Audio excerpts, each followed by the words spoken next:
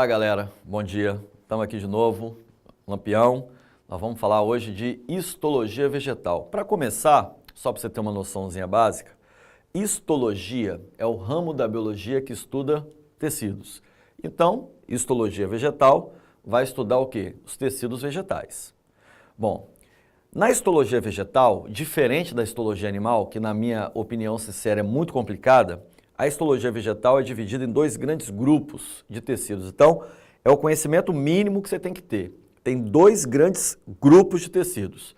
Tecidos meristemáticos, ou meristemas, e os tecidos adultos ou permanentes. E qual é a diferença fundamental entre eles? Os meristemas são formados por células indiferenciadas e os tecidos adultos por células diferenciadas. O meristema faz a planta crescer e, ao fazer a planta crescer, origina os tecidos adultos ou permanentes. Então, vamos lá. Meristemas, tecidos adultos. Células indiferenciadas, células diferenciadas. Eles fazem a planta crescer e originam os tecidos adultos. A gente começa pelos meristemas, cuja função básica é promover o crescimento da planta. Ao promover o crescimento da planta, os meristemas originam os tecidos adultos ou permanentes. Eles são formados por células indiferenciadas. Logo, essas células têm quais características? São células pequenas, elas têm parede primária fina, o núcleo é relativamente grande e vacúolos pequenos ou ausentes. Essas células são consideradas células totipotentes. O que quer dizer isso? São células que, teoricamente, podem se diferenciar em qualquer outra da planta. À medida que essas células vão se diferenciando, elas vão crescendo, elas crescem, a parede se torna bem mais espessa, o núcleo se torna relativamente pequeno e os pequenos vacúolos vão se fundindo para formar um grande vacúolo central. Então, veja, aqui eu tenho a célula indiferenciada, meristemática, aqui eu tenho uma célula diferenciada que vai pertencer a algum tipo de tecido adulto, ou seja, vai executar uma função específica. Os meristemas, eles são de dois tipos, meristemas primários, meristemas secundários. Os meristemas primários são responsáveis pelo crescimento longitudinal da planta, enquanto que os meristemas secundários são responsáveis pelo crescimento diametral. Então, crescimento primário em comprimento, crescimento secundário em diâmetro. Para a planta, então, se tornar lenhosa, para ela formar madeira, ela tem que crescer em diâmetro. Quais são os meristemas primários? São 4. Dermatogênio ou protoderme, que vai formar a epiderme, que é o primeiro tecido de revestimento de uma planta. Procâmbio ou pleroma, esse tecido vai formar o protoxilema e o protofloema, que são os primeiros tecidos condutores da planta. O meristema fundamental, ele vai formar os tecidos fundamentais da planta, que são parênquima, colênquima e esclerênquima. E o caliptrogênio ou caliptrógeno vai formar a coifa eucalíptra, que é um tecido protetor que tem na ponta da raiz. Bom, como eu disse, os meristemas primários são responsáveis pelo crescimento longitudinal. Então, se você pensar de forma lógica, onde eles se localizam?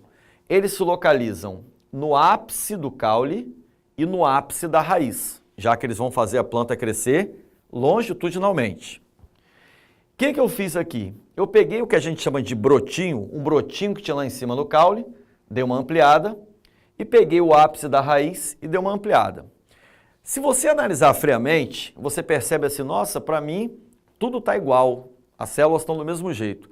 Mas é para ser assim. Por quê? Se elas são células indiferenciadas, elas são todas do mesmo jeito.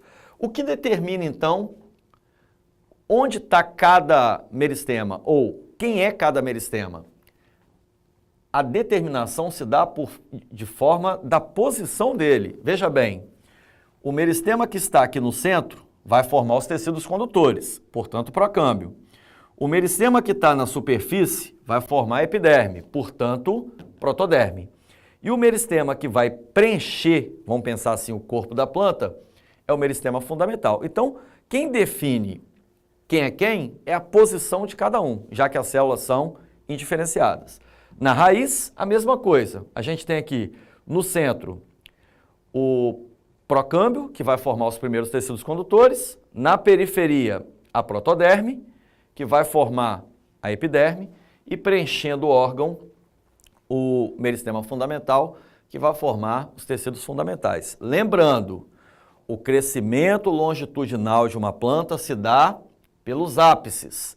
Portanto, qualquer cicatriz que você deixar no tronco de uma árvore, essa cicatriz vai sempre permanecer à mesma altura do solo. Por exemplo, você entalha um coração com as iniciais da sua namorada.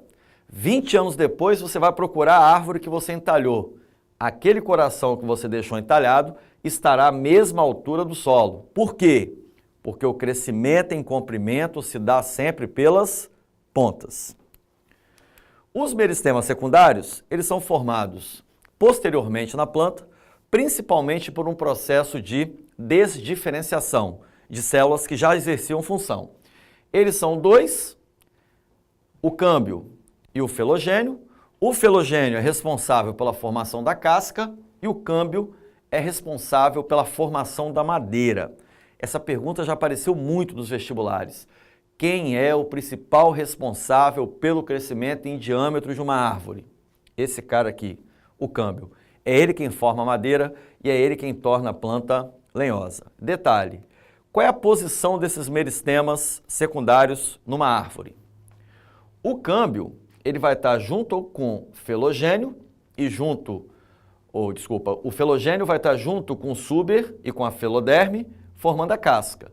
E o câmbio, ele vai estar aqui. Repare que o que ele forma para dentro é o xilema, que nesse caso vai formar a madeira, e o que ele forma para fora é o floema.